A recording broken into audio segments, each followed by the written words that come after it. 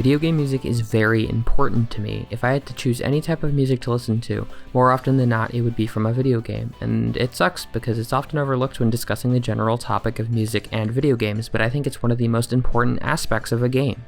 Like soundtracks from films, video game soundtracks are key as they directly enhance what you are experiencing. When composing a piece of music for a game, it is important to acknowledge how that affects the person playing. Like the visual side of things, it is a real make or break when it comes to the impact it has on the player. Now, I like a lot of soundtracks when it comes to gaming, but one series which stands out to me is Pokemon. Even in the vacuum of video game music, I still find it to be overlooked, especially music from the last decade of Pokemon games. Out of the franchise's long line of games, I believe the soundtrack that is the most overlooked and my favorite one overall is Sword and Shield soundtrack. Now, I know that this game is highly controversial when it comes to fanbase opinion, but I believe the soundtrack to be the one unifying factor. The majority of fans seem to at the very least like the music in these games, but I can't help but feel it hasn't been talked about as much. I think these games did a lot of very important things when it came to making a soundtrack. What I mean by that is I think this game's persistence to motifs is impressive. The soundtrack also has a lot of other strong elements such as variety, atmosphere, and tone that further elevate it. Overall, the soundtrack to me just feels worthwhile to praise due to how excellent it is at enhancing the experience, and that will be the focus of this analysis type video. I seriously suggest listening to the soundtrack when you can because it is really good, and again, massive thanks to the hard work of the composers. They did a great job, and I hope my analysis can shed some light on their talent in this game. Anyways, this analysis took a really long time to make, so I hope you enjoy it, and yeah, thank you.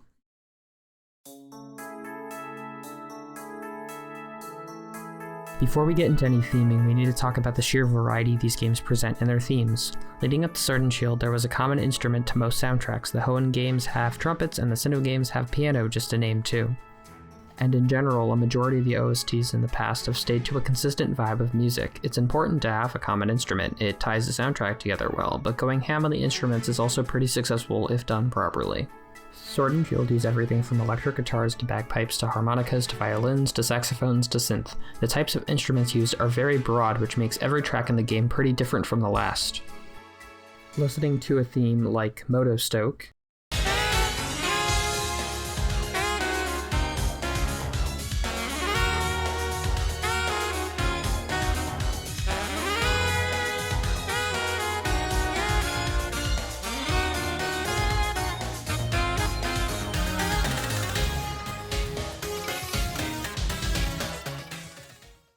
then listening to a theme like The Wild Area,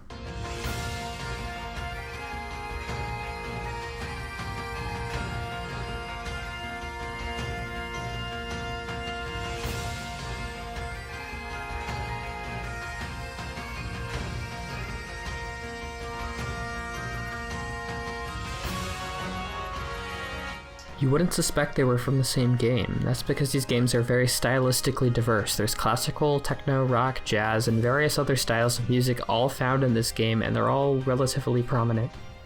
Going back to that comparison of Moto Stoke and The Wild Area that I played, you could see a more jazz-oriented and industrial piece compared to something more of a Scottish countryside kind of vibe. However, while this is cool, it is important to ask if all of these themes are cohesive. You can have all of these types of music, but that doesn't mean it's necessarily great. You need a sense of organization, and Sword and Shield still maintain cohesion with their themes even if the styles and instruments used vary in many ways. For example, when it comes to the people of Spikemuth, a guitar riff opens each piece.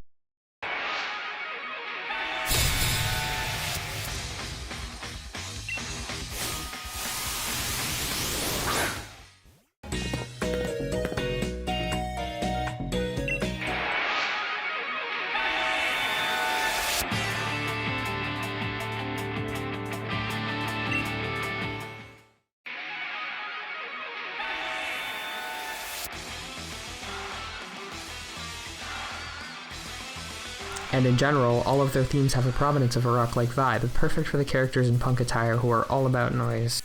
Whether it be those guitars, or the flutes of the early routes, or the techno of the stadium themes, this game makes sure to keep some form of consistency and realism in its music while still allowing itself to be diverse. That's important to get out of the way because I don't want to come across as saying slapping every instrument on a game's soundtrack is a good idea. There needs to be cohesion, and Sword and Shield succeed at that. While both the focused and diverse perspective work if executed properly, I respect Sword and Shield a lot more for reaching out for so many different types of instruments and styles. It makes the soundtrack very interesting to listen through because you will get a very different experience depending on which theme you pick. Now I think we need to talk about two very important and standout instrumental choices in the games. In music it is ridiculously common to use vocals, but would you think it would be a good idea if said vocals were of football fans and dogs? Now if you haven't listened to the soundtrack you are probably very confused. Why would a game ever use such sounds as a source of music that's meant to be taken seriously? Well, it does, and it does so very well. Giving context to the game's two big elements are the crowds of people spectating your gym battles and the legendaries, which are mysterious wolves. Both use a very literal approach when it comes to what their themes are, crowd cheering and wolf howling. While that sounds silly, it works giving context, and the way both are integrated into the actual themes with thought instead of just being slapped in. They also don't entirely make up the themes they are a part of, and the instruments that go along with them, like a techno beat and violin/piano, complement their respective vibes. Speaking of vibes...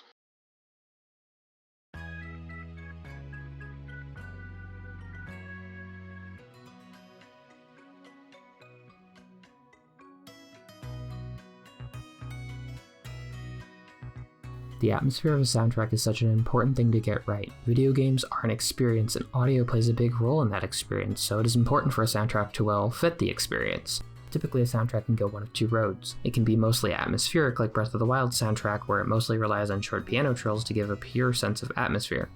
Then you have the route where the music made is mostly melodic and takes a less subdued approach like with Super Mario Galaxy. Both routes are important, but it is vital not to sacrifice either to have the other for a truly effective soundtrack. And I think Sword and Shield succeeds at that, as while it is melodic, like many of the other past Pokemon games, it does rely a lot on atmosphere, and I find it to be generally well balanced.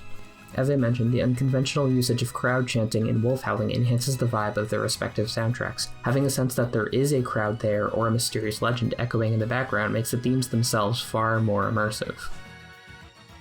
This game is filled with these choices that enhance the overall immersion of their respective themes. I talked a lot about the howling and chanting themes, so I will instead focus on 3 other soundtracks that I believe to succeed a lot when it comes to atmosphere.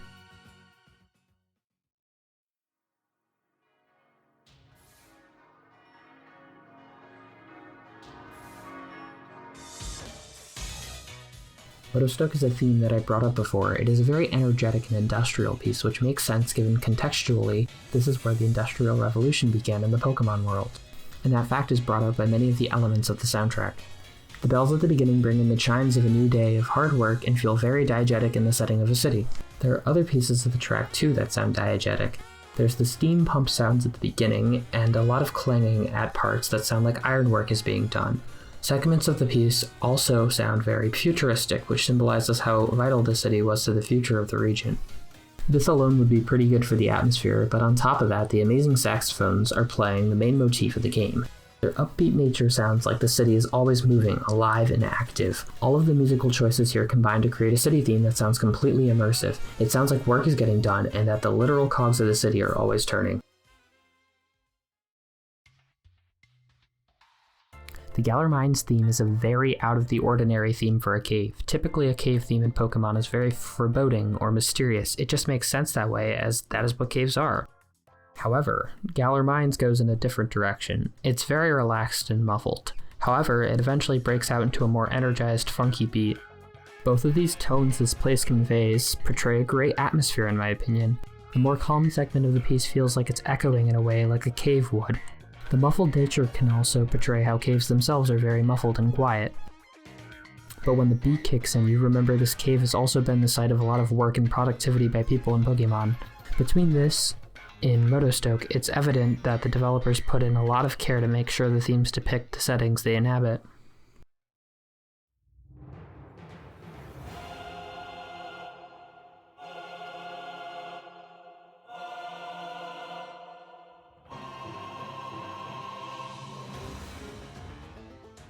Chairman Rose's battle theme is cool for a different reason. Instead of being a piece about setting, this track needs to capture the essence of Rose as a character and the scenario we are in. Again, the context machine is necessary here. Chairman Rose is the main antagonist of Sword and Shield, and his goal is to harness the power of a legendary Pokemon to use as a battery to avert a power crisis. In doing so, Rose makes a mistake and unleashes this dangerous Pokemon, which brings apocalyptic consequences. At this point in the story, Rose is very full of himself. He believes wholeheartedly he is Galar's savior and that he is right in his actions. Even if the situation is very tense, he believes the champion can catch his Pokemon and that his plan is still justified. Now when I read that description, this battle theme probably sounded very appropriate to the ear. The song is very tense off the bat. The piano and Latin vocals bring out the fact that we are in a life or death situation. However, more importantly, this theme brings out Rose as a character. His conviction to his goal is brought out in the tone of the entire track and how the piece uses vocals almost convincing Rose to keep going. I am unsure if there are definitive answers to what the vocals mean, but there are two interpretations. One is that it is "Go Rose, save everyone," which would make sense given his goal, but the other is the Latin phrase "Rosa seta credo," which translates to "Rose's thorned belief," which also makes sense because his plan is thorned in the way where it can cause harm to others. It also just furthers the idea that this is Rose's goal he wants to keep telling himself is right in his head. In short, while it may sound initially like a profoundly evil theme for what is basically a misguided hero, with further interpretation it captures Rose's qualities as a character and the situation the player is in. These three themes are just a drop in the bucket when it comes to atmospheric tracks. I hope I've made my point that these tracks are incredibly immersive for their respective settings. I also hope you realize that these themes were also pretty memorable and catchy. This is the sweet spot I believe games should follow, and I think this game nails the hammer on the head. Immersion and atmosphere can be created another way too. Another tactic used here is creating music that changes over time. This is self-explanatory. If a piece can change as different actions occur, it becomes more immersive as long as the tone of the changes aligns properly. This is by no means a new thing for Pokemon. The Unova game specifically did this a lot, with drums punctuating your movement in certain areas and the gym leader's battle theme having a final Pokemon track when you reduce the leader's team to just one Pokemon. However, I think Sword and Shield go even further with this concept in many ways. While not a lot of the soundtrack practices this idea, there is one theme in particular that I would like to mention here, and it is by far one of the most immersive instances of a changing piece of music I've seen in this series.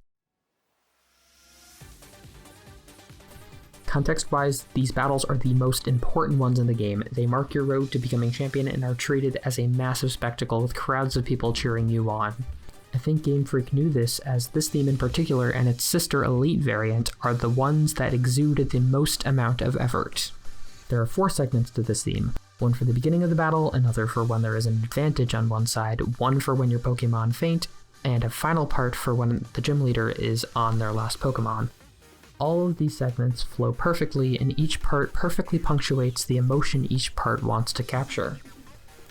The first part is energetic like most of the theme. It starts off very exciting, and nothing is too tense, as it should be. However, when an advantage is made, the theme changes to something higher pitched, which indicates someone has the leg up. It's not as relaxed as the previous phase, but it doesn't convey the feeling that the battle is lost or finished. Then there is the faint theme, a muffled version of the standard song. A muffle effect is used at other points in this game, and I think it is genius. Here it gives a very calming reassurance that you still have more fight in you, but it also has a certain tension to it with the heartbeat sound in the back. The final and perhaps best part of this song is when it is the final Pokemon. This is when the people start chanting and singing to the theme. It is here where this theme soars. The crowd is now fully engaged as the final stand is being made and the gym leader is ready to Dynamax his or her final Pokemon.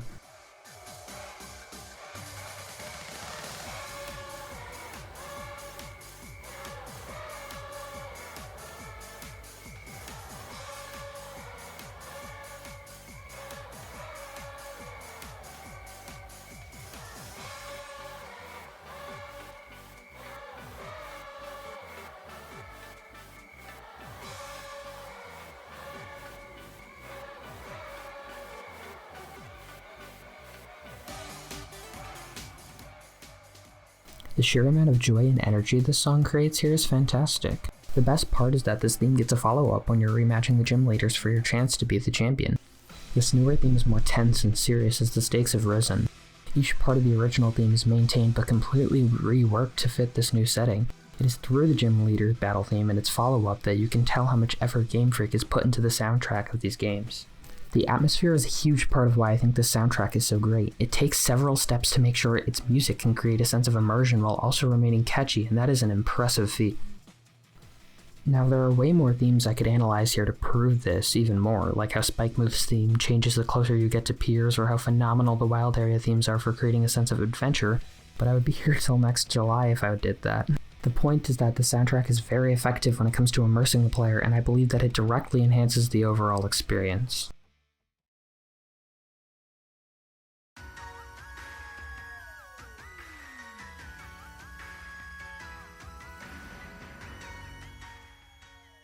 I touched upon this lightly before, but leitmotifs are repeated themes in music that often portray something, whether that be a character, an event, an area, what have you. They do this by creating a theme, then they apply it to other sections of the game that are thematically appropriate. It can sound different tone-wise, but the melody should stay similar to create a connection between the two themes. Let's use an example from the game Undertale. Spoilers, by the way, if you haven't played it. The character Flowey's theme at the beginning of the story is this.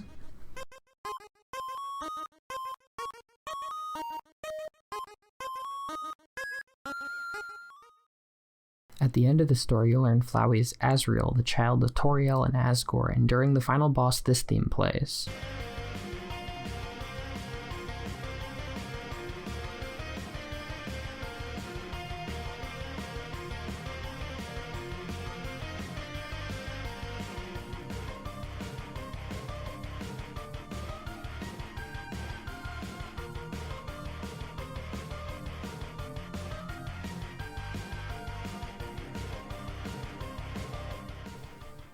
This is just one of the motifs in this game, but that's not the subject here.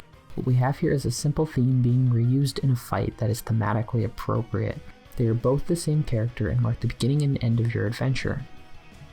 This creates a special feeling for players who notice, and it ties the overall narrative together. The theme is also changed to be much faster paced in the Asriel fight due to the circumstance being more intense. This is a by-the-numbers example of what a leitmotif is, and it is found everywhere in Sword and Shield. I'm going to talk about a few of the major leitmotifs you can find and why they made this game's soundtrack pretty cool.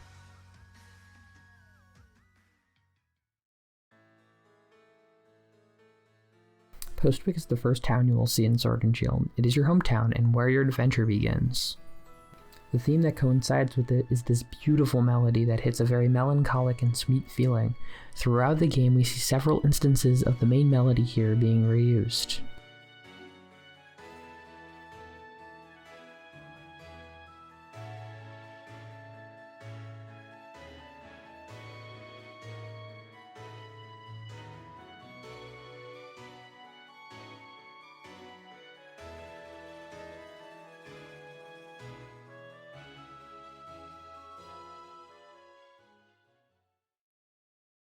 Right away you can hear it be used in the first route of the game. Here it gets completely reworked to sound more energetic and adventurous. This fits the new setting as you are embarking on your adventure, and it makes sense for it to be reused as the first route is of a similar setting and is connected physically to Postwick.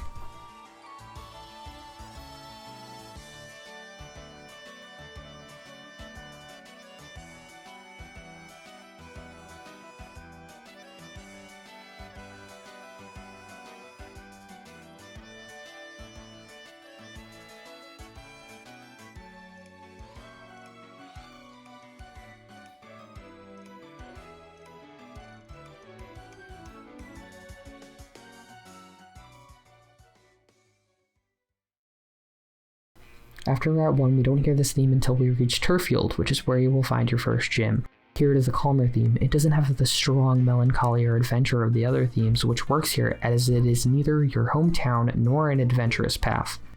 Turffield is effectively a larger version of Postwick setting-wise, and similarly fits the idea of the starting off point, as this is where you will fight your first gym leader. Here a connection is made between areas that serve very similar purposes and look alike just through music.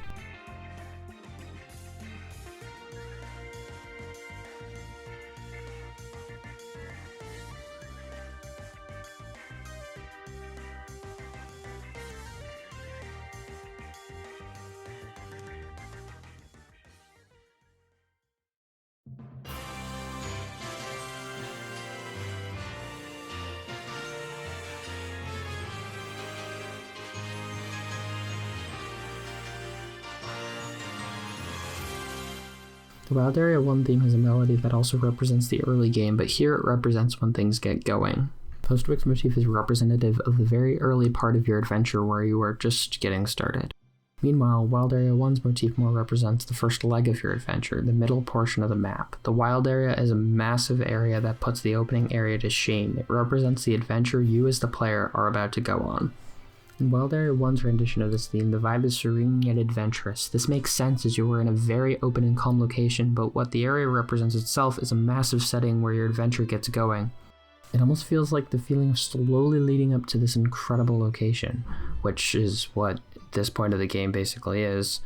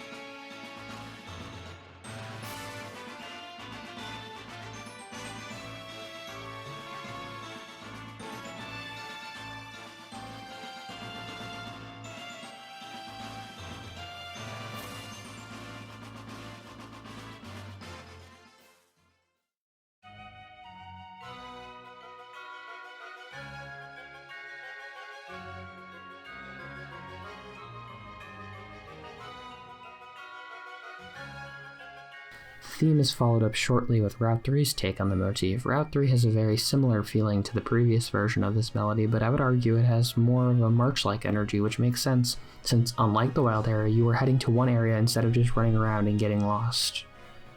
It doesn't feel like it is covering this massive area, but it does maintain the sense of beauty and adventure that comes with the starting point of someone's journey.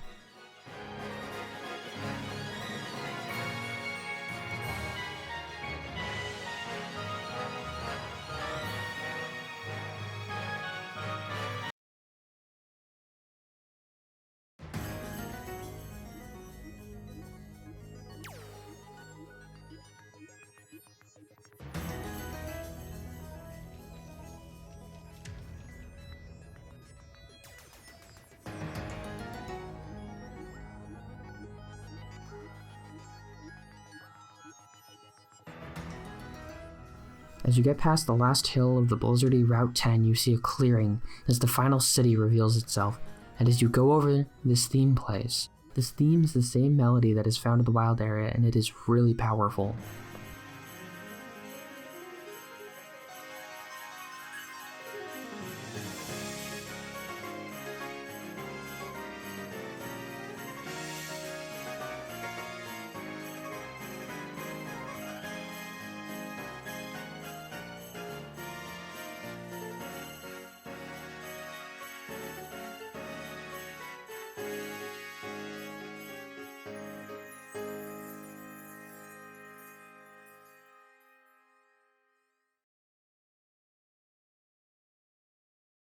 Character leitmotifs are nothing new to the series, but two I'd like to talk about are Hop's and Leon's, as they share a common motif.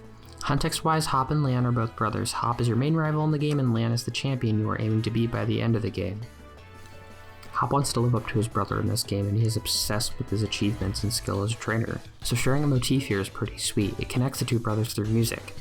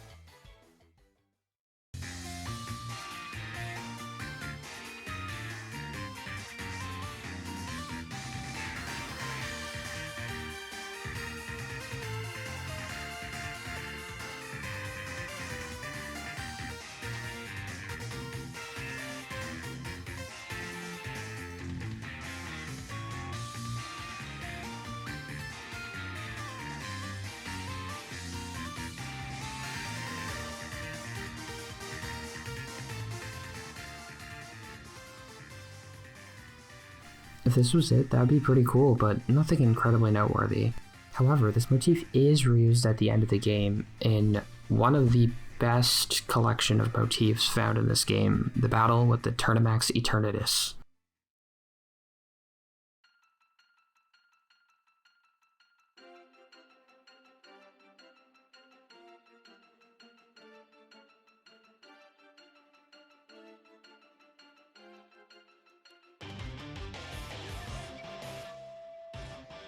This is so cool because we were fighting this being after Leon had failed to catch it, so his relevance to this motif makes sense. We were trying to fight for Leon, who is now injured because he protected us.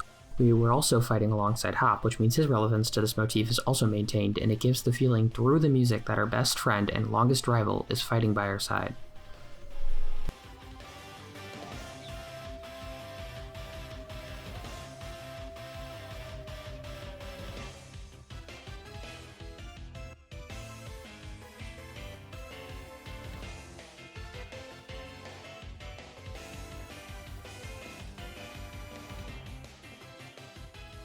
This handling of the motif makes things cool as it ties the characters to the event purely through what you are hearing, and it adds a lot of emotions to it.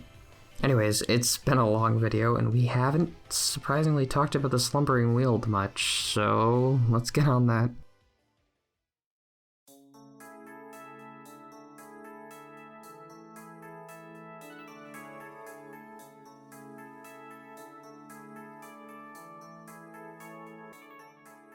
Slumbering Weald is probably the best theme in the game. I love the melody of this theme and how peaceful and mysterious it is.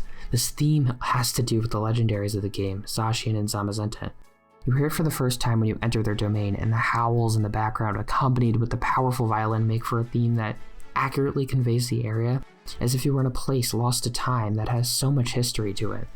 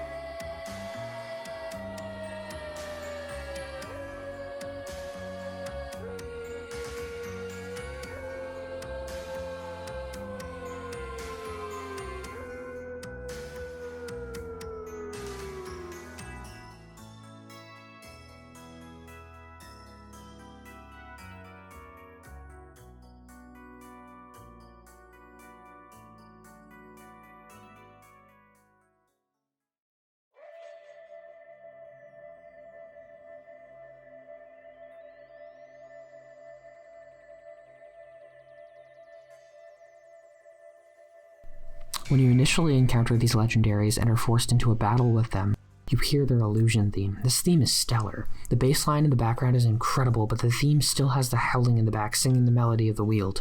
This is a very simple thematic connection as you are still in the Slumbering Weald and have encountered one of the legendaries. However, it has more tension to it with the bass line, which makes sense because you're in a battle with it.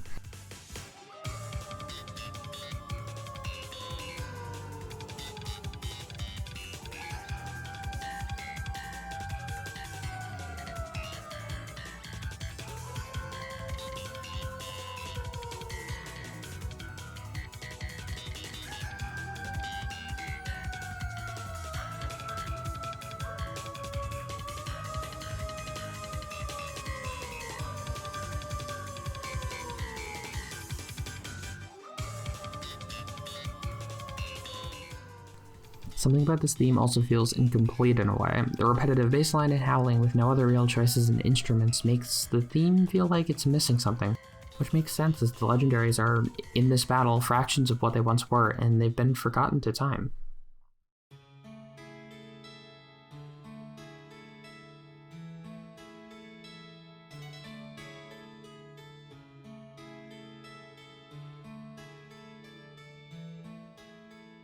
A few times later in the game, we hear this motif pop up. Every time we discover something to do with the history behind the region and the legendaries, we hear this theme. My favorite instance of this is in Stow on Side, when we figure out that the hero was 2 Pokemon when the mural is destroyed. This very calming theme plays in the background, and compared to the Once Upon a Time theme that played over other lore discoveries, this theme sounds close to the original with the violins. Both themes convey a feeling of mystery, however, and both feel very melancholy. This makes sense, as I mentioned, these legendaries have been forgotten about and are still shrouded in much mystery.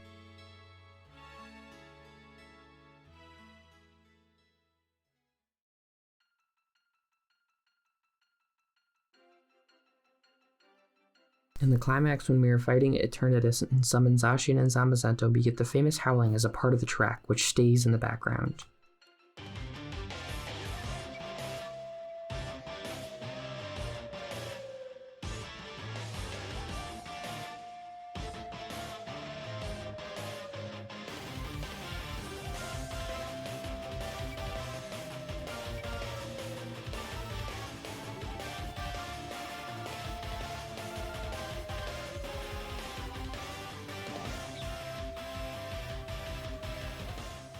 While Slumbering Weald isn't as prominent in this theme as I think it could be, the background howling is a nice reminder that Zacian and Zamazenta have her back in this fight, which I still think is pretty cool.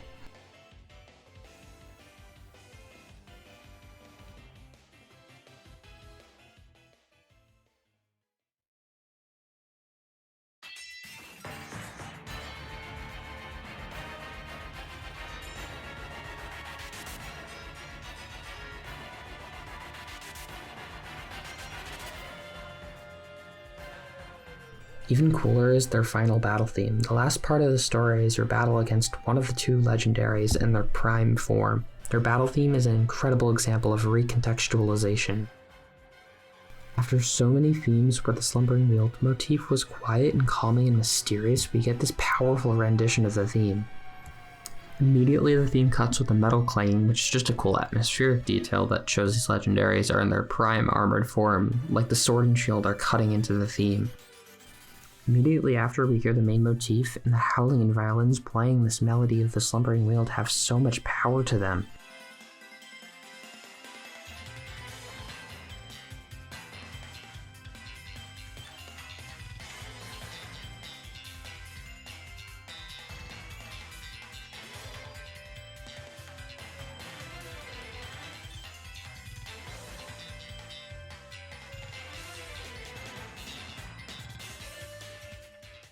This is so thematically genius, as these legendaries are finally to their full potential and we finally have the chance to battle them and catch them after such a long journey in this state. When I first heard this theme, I was impressed and taken over by how powerful this theme made this moment in the story. Our first and last major battle in this game was with these Pokemon, and finally seeing them at their best is so cool. Slumbering Weald is number 2 on the most effective motifs in the game. It's so thematically genius in how it's reused throughout the game, and it makes the legendary encounters and lore reveals more interesting. However, there is a motif I find to be even better in this game.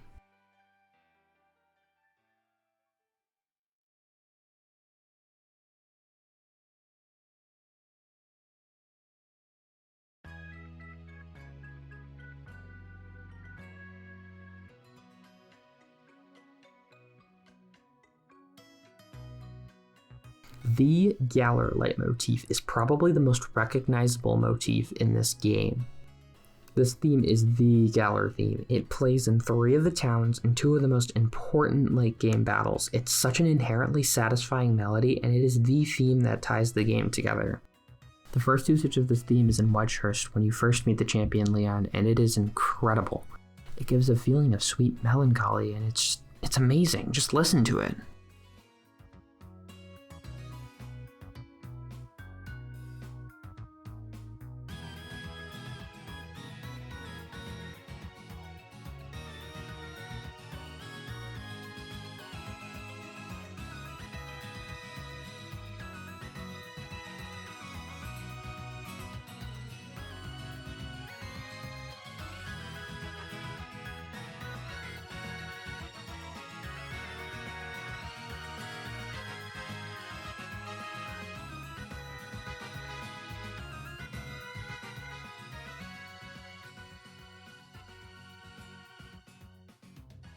The leitmotif starts as very calming here, as you are still not starting your journey quite yet.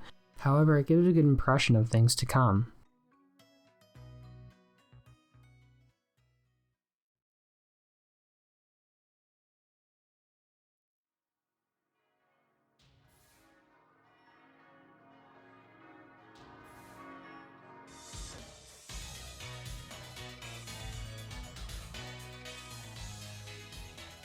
This theme pops up again in Motostoke, the first major city where you will start your gym challenge. Here the motif feels so much more alive with the saxophone, which honestly sounds incredible on its own. The reincorporation here makes sense as Motostoke is the second biggest step in the game after meeting Leon when it comes to the gym challenge, and the more lively instruments give the impression that your journey has finally begun. And that's because it does begin here. This is where you start your gym challenge. This is where the tutorial of the game finally ends, and you're finally allowed to get into the meat of the game and conquer the gym challenge on your trajectory to becoming champion. And it is extremely appropriate that here is where the Galar leitmotif gets repurposed for the first time since Wedgehurst, and here it is. It's simply amazing.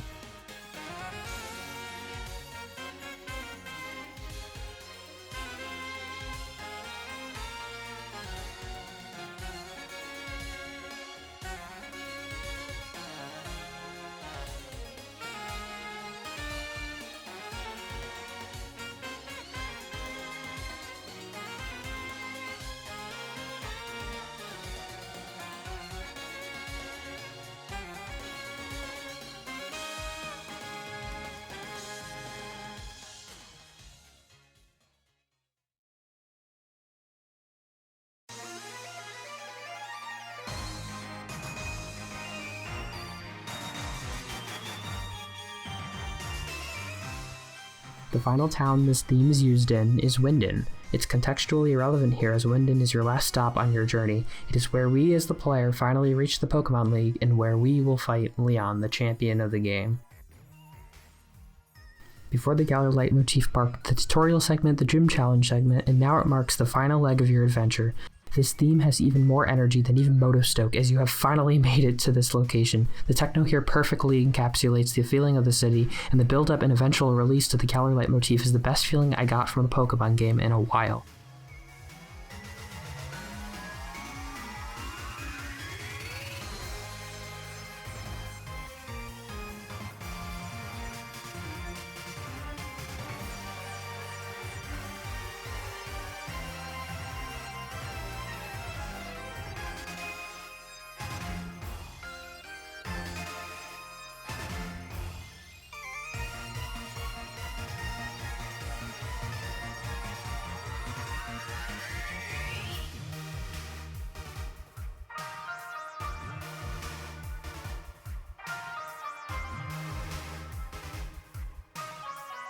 The thematic link between all three of these town themes puts the adventure into perspective. We start in this quaint town, move up to this industrial city, then finally reach the biggest city in all of the region, and one of the biggest cities in the series, Wyndon.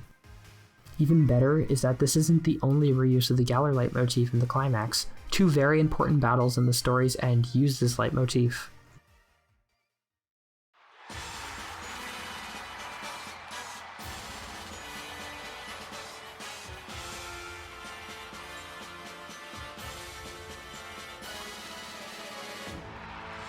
The first is Champion Leon's battle theme. Most of this theme is just the Hall of Fame motif, which is found in every other Pokemon game in the series. This is genius because Leon is the undefeated champion of the region and has been since he was 10 years old.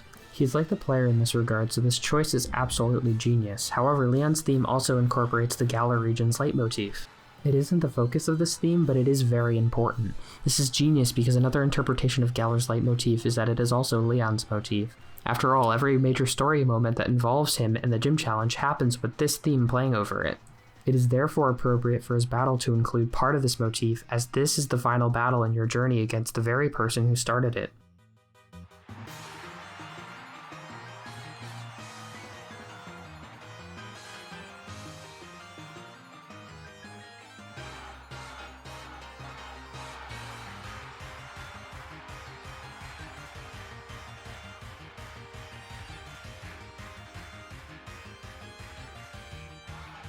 The different connections you can make with this theme alone are a testament to how purposeful the soundtrack was on the part of the composers.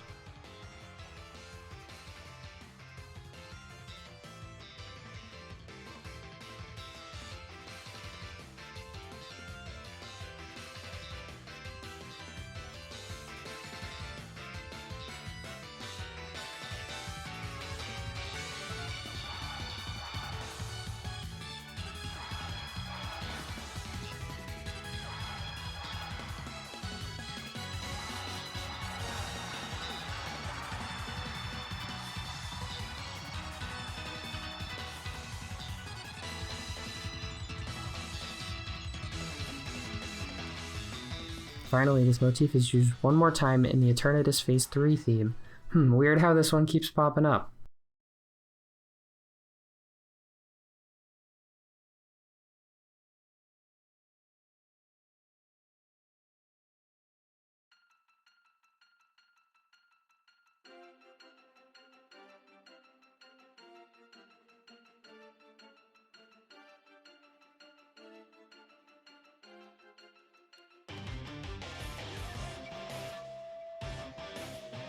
Here, context-wise, Leon just failed to catch Eternatus and everything is now in your hands. You have, with your rival Hop, called upon the legendaries to help and everything seems to be turning around.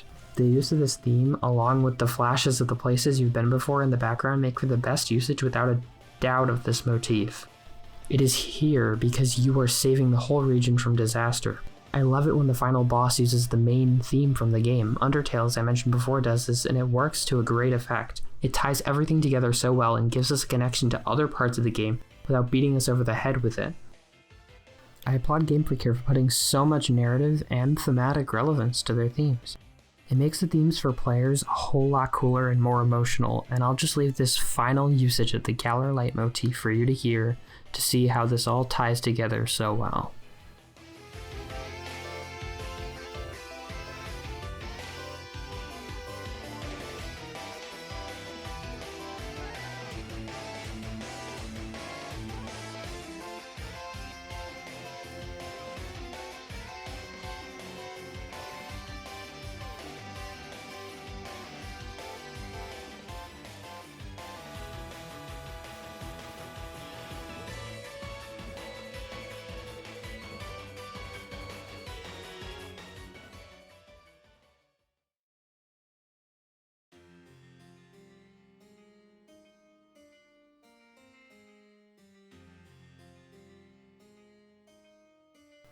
Even after however long this video is, I don't feel like I did this soundtrack justice. I still haven't talked about a majority of the themes in this game, and I haven't even touched on the DLC tracks, which are another ballpark that add their own motifs, atmospheric details, and cool instrument choices. However, I do think I got my point across that this soundtrack is something very special when it comes to its series, and I hope I've generated a newfound respect for it. If I've convinced people to check out this soundtrack for themselves and to acknowledge all of the hard work put into these themes, then I will feel satisfied. Here's a tier list of all the battle themes in the game, and here's a list of my top 20 favorite tracks in the game. I recommend listening to these in particular, but I think you should just check out the whole soundtrack if you have the time to. It's pretty lengthy, but I recommend it, especially for like background music. I recommend checking out the channel Video Game Music Resources. I used their music rips in the background of this video, and I believe they have all the themes in the game at a really good quality.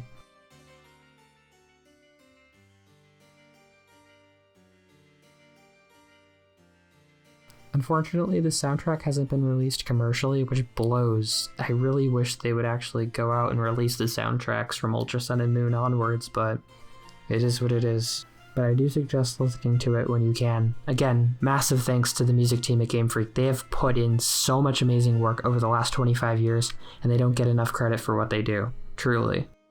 I hope this video has shed light on their talents, and I just hope that this video spreads the good word about the soundtrack because it truly is something special.